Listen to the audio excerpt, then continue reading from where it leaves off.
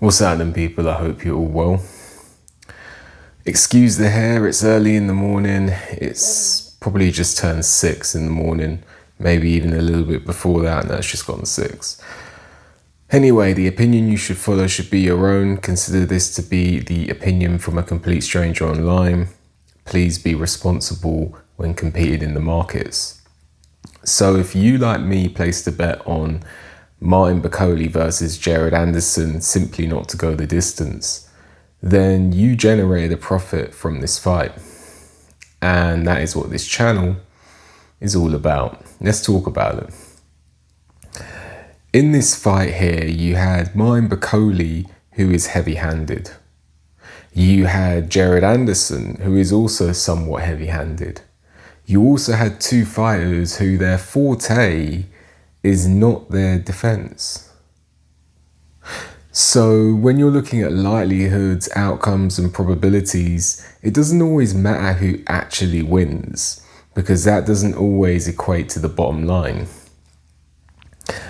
I just saw two punchers, two hittable guys, two guys who have not been tested at the absolute elite. And I saw a fight that was not going the distance. This wasn't Martin Bakole versus James Toney. This wasn't Jared Anderson versus James Toney. Someone who is going to move with your punches, get underneath your punches, block your punches, slip your punches.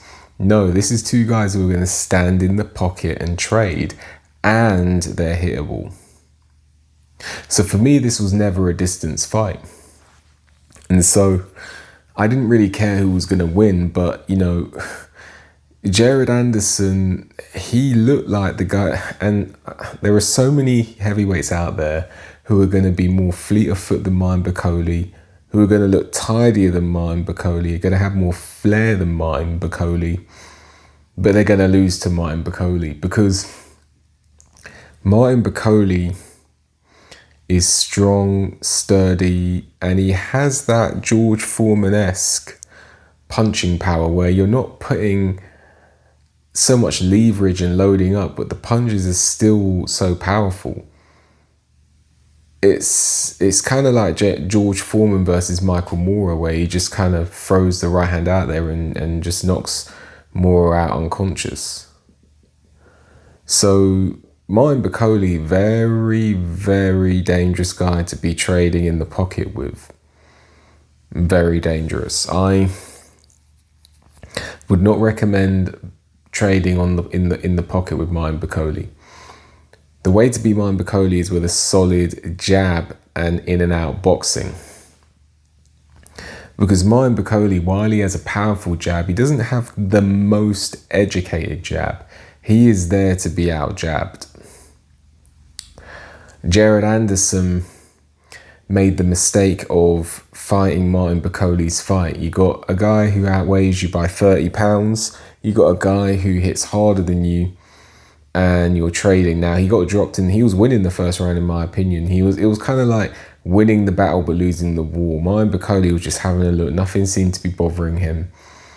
And Jared Anderson just looked to be peppering him but not actually hurting him. And then he goes down at the end of the first because Martin Bakole finds the opening.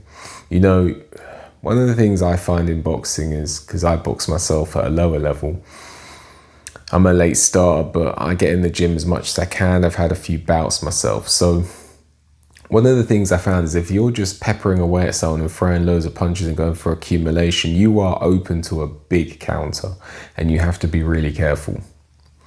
Jared Anderson was peppering away in the first round and gets hit with a big counter. Anyone could see that coming. If you've boxed before, you could see that coming. Down goes Jared Anderson. And after that, his game plan collapsed. Yes, he showed heart. Yes, he showed grit. Yes, he showed that maybe he can come again. But he also showed the typical novice mistake. Once, it's like Mike Tyson said, everyone has a game plan until you get hit. He got hit and his game plan went out the window, and he was just fighting Martin Bakole's fight. He looked a little bit like a deer in the headlights when he got up from the knockdown as well.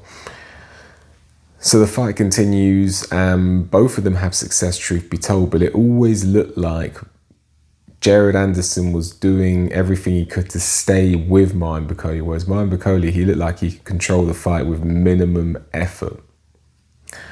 So Martin Bakole, eventually, you know, it just looked like a matter of time, because whenever Martin Bakole landed, it looked like it was bothering Jared Anderson. Now, Jared Anderson did look like he got some good work done to the body, and he did get some good work done in the fight, but if you're unable to sufficiently hurt your opponent and they're hurting you, then you need to, either you or your trainer needs to understand that you need to you need to change your game plan. Jared Anderson never did that. You know, typically speaking, if someone's hurting you and you're not hurting them, and you're getting outworked, and if you're not hurting your opponent, they're hurting you, they hit harder than you, you need to use your boxing. And Jared Anderson, he didn't do that. But he did show some heart. Maybe he can come again. Martin Bakole. Now, Martin Bakole is someone I want to see him with the top level heavyweights. I'm not saying he beats all of them, but let's see if Martin Bakole's had a lot of sparring stories. Let's see if Martin Bakole can mix it with a Tyson Fury and Alexander Usyk and Anthony Joshua. Listen, Martin Bakole fights all of those guys. I expect him to lose, but I also expect him to win, and I expect him to be in some exciting fights. But as gamblers, the only sensible bet to place in this instance was the fight not to go the distance, for the pure fact that Jared Anderson doesn't like to take a backward step. Martin Bakole doesn't like to take a backward step. They both have leaky defenses. It was a foregone conclusion to me that it was not going to go the distance. Anyway, let me know what you think. Like the video, subscribe to the channel, leave a comment, hit the notification bell so you get a notification when I make a new video. If you appreciate my work and want to leave a donation, there's a link for that in the description. With that, enjoy the rest of your day. See you on the next one.